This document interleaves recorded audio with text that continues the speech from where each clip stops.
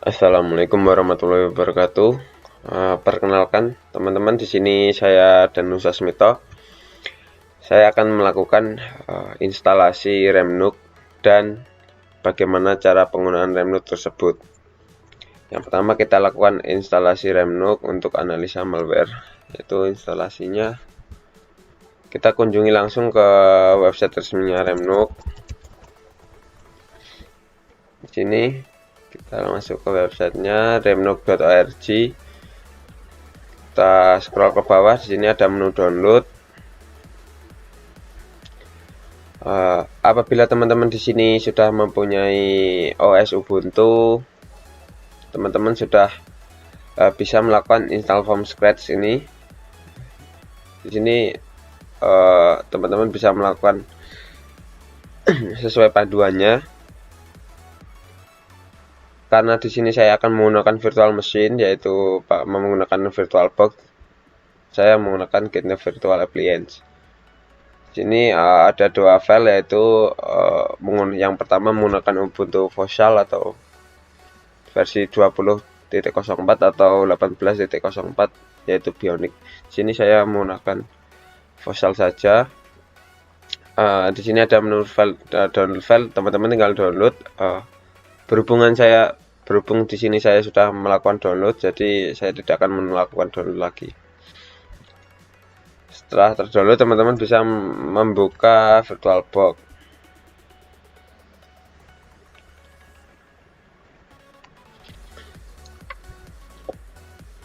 Di sini teman-teman bisa melakukan import file tadi, import appliance. Di sini teman-teman bisa melakukan importnya sesuai tempat file teman-teman. Ini kita import Remnuk versi 7-nya yang telah kita download tadi. Next. Di bagian MAC address policy ini kita masukkan include or non-include adapter MAC address.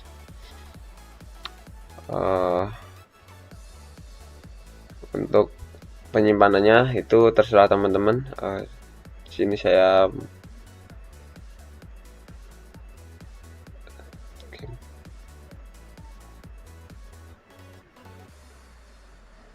kita lakukan import.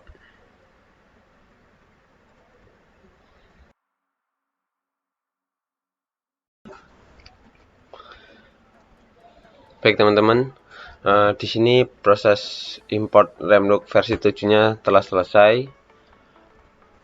Kita jalankan Remnuk versi 7-nya.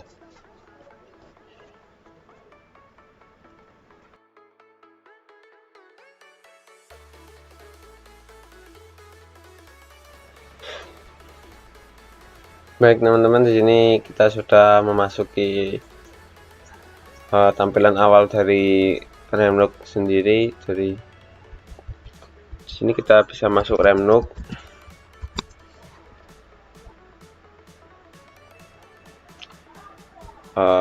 Untuk listnya kita update terlebih dahulu Remnuk yang kita download tadi,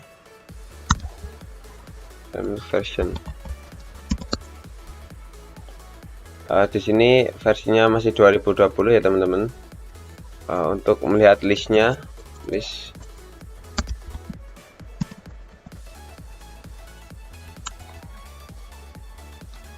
ternyata di sini yang paling terbaru yaitu versi 2021.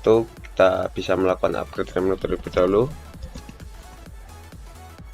Upgrade. Kita tunggu prosesnya sampai selesai ya teman-teman.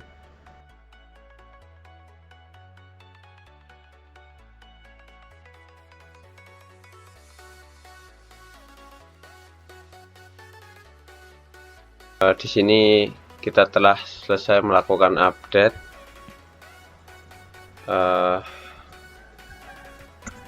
Kita lihat versinya. Di sini versi Remnuknya telah terupdate menjadi yang terbaru. Setelah instalasi, kita lanjut ke bagaimana cara menggunakan Remnuk ini untuk menganalisa sebuah malware. Baik teman-teman, langkah selanjutnya yaitu melakukan analisa terhadap sebuah malware. Di sini saya akan melakukan analisa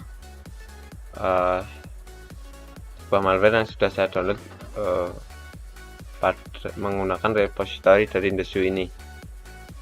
Ini saya sudah mendownloadnya, salah satu malwarenya yaitu bernama Asprock. Untuk dokumentasi dari Remnuk sendiri, perintah-perintahnya maupun tool yang tambahan itu bisa diakses di Remnuk Documentation. Di sini ada yang bersifat general. Untuk static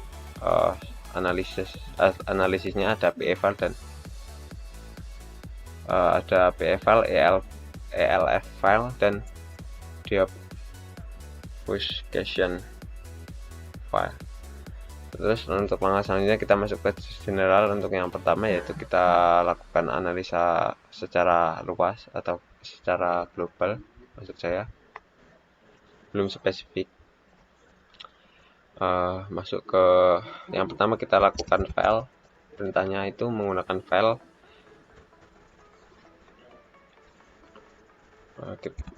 Masuk directory dulu.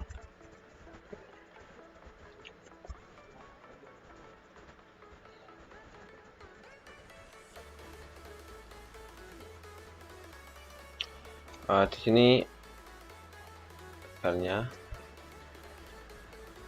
kita lakukan perintah file. File ini untuk melihat bagaimana struktur dari file yang malware yang akan diamati. File di sini ada beberapa, yaitu ada PE32 executable dan yang berjalan di Microsoft Windows, serta ada UPE compressor. Untuk yang kedua, kita bisa melakukan Yara rule.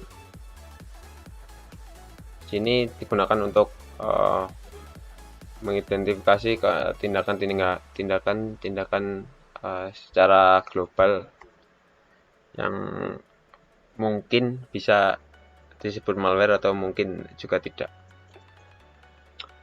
Ini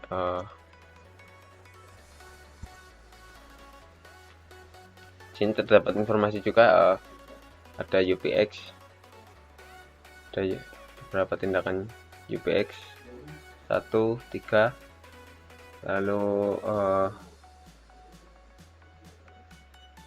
mungkin UPX ini hash-rate signature juga digunakan. Lalu untuk melihat bahwa ini benar-benar virus, kita bisa menggunakan sebuah antivirus yang bernama ClaimScan. Ini juga belum tentu akurat.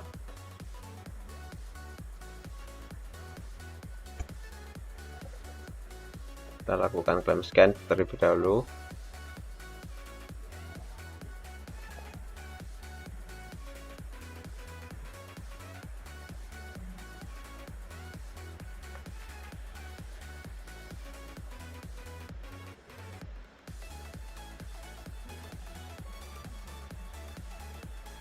Di sini ditemukan bahwa file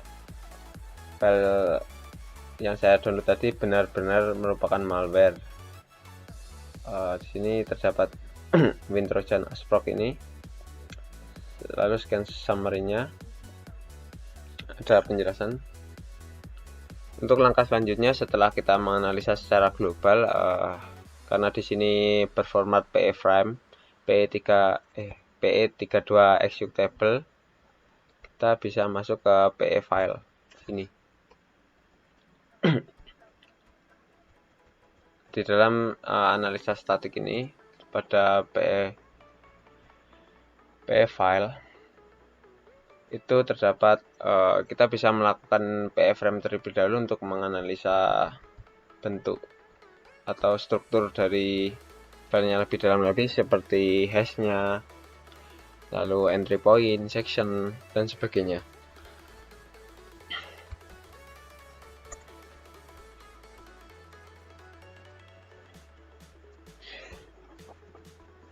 Di sini terdapat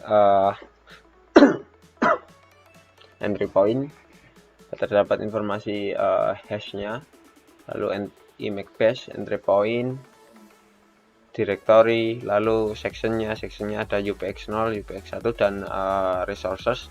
Lalu fiturnya ini terdapat packer, kemungkinan dia melakukan kompresi,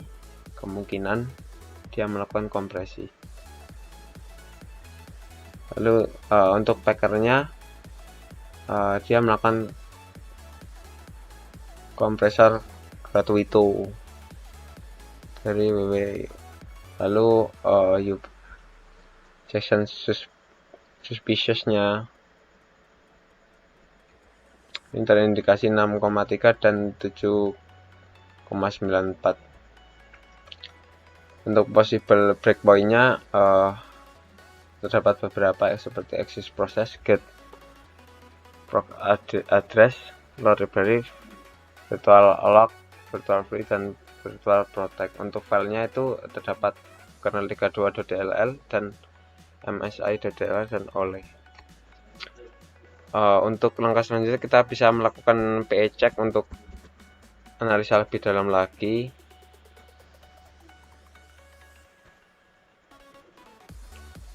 Ini terdapat informasi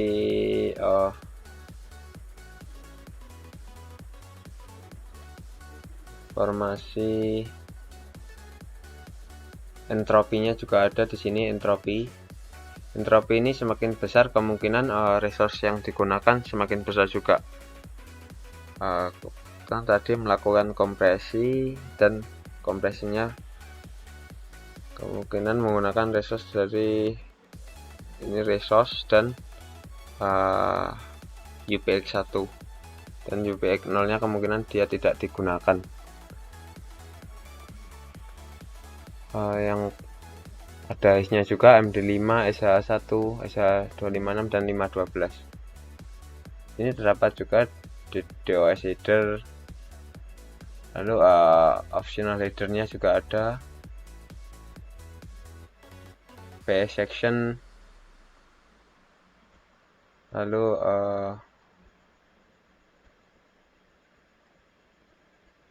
mungkin kernel ini juga import deskriptornya juga ada di sini, mungkin bisa menambah beberapa informasi.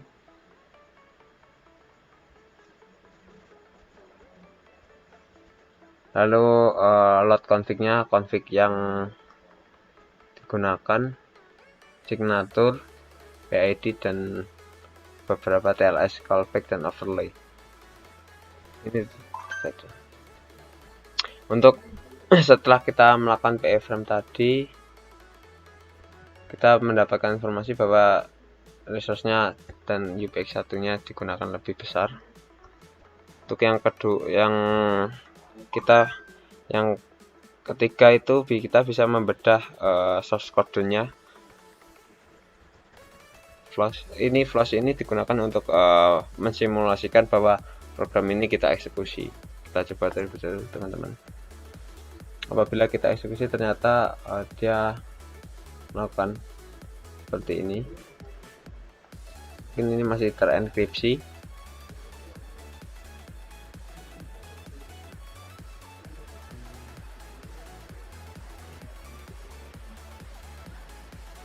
Ini dia melakukan beberapa perintah. Lalu untuk selanjutnya kita bisa menggunakan kappa. Kappa ini digunakan untuk melihat bagaimana struktur dari kodenya menggunakan VV, dan kita tunggu sebentar.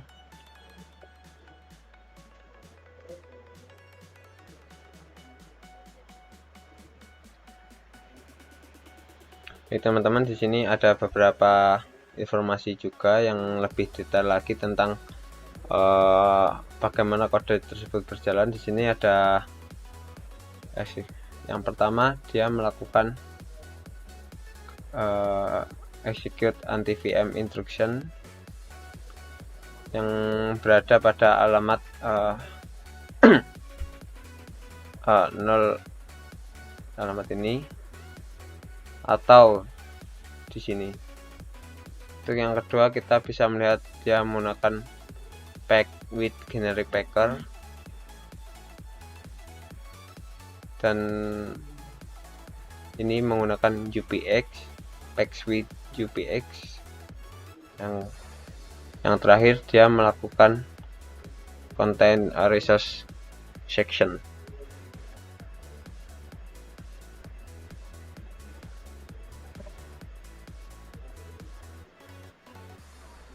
Untuk langkah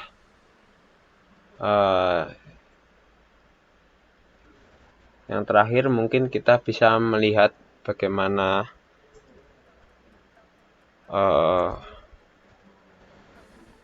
kita akan mencoba decompile malware ini menggunakan redact dari Remnuk. Untuk menjalankannya, kita menggunakan Docker.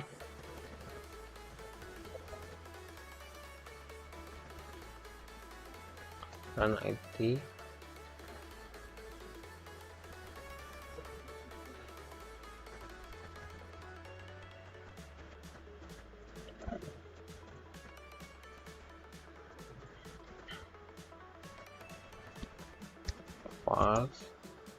Lalu Remnuk.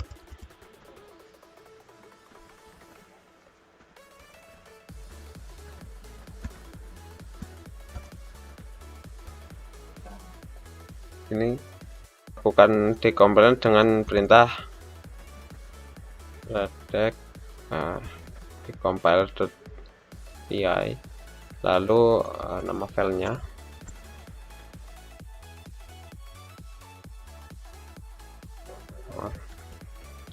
Let's see. Di sini terdapat beberapa mungkin ada informasi yang bisa kita dapat, bagaimana cara bagaimana dia mengeksekusi programnya, mengeksekusi kodenya. Ini ada beberapa cara.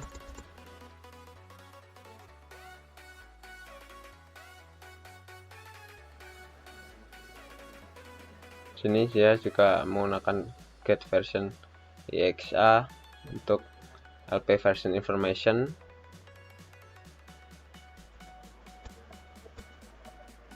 Dan masih banyak lagi seperti ini,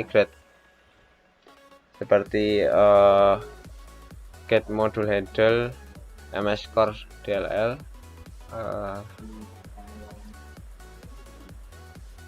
Sini terdapat beberapa banyak fungsi, banyak sekali. Di sini kita bisa mendapatkan informasi mungkin lebih dalam dari function-function tersebut yang dapat kita baca. Sekian presentasi dari saya, kurang lebihnya saya mohon maaf. Wassalamualaikum warahmatullahi wabarakatuh.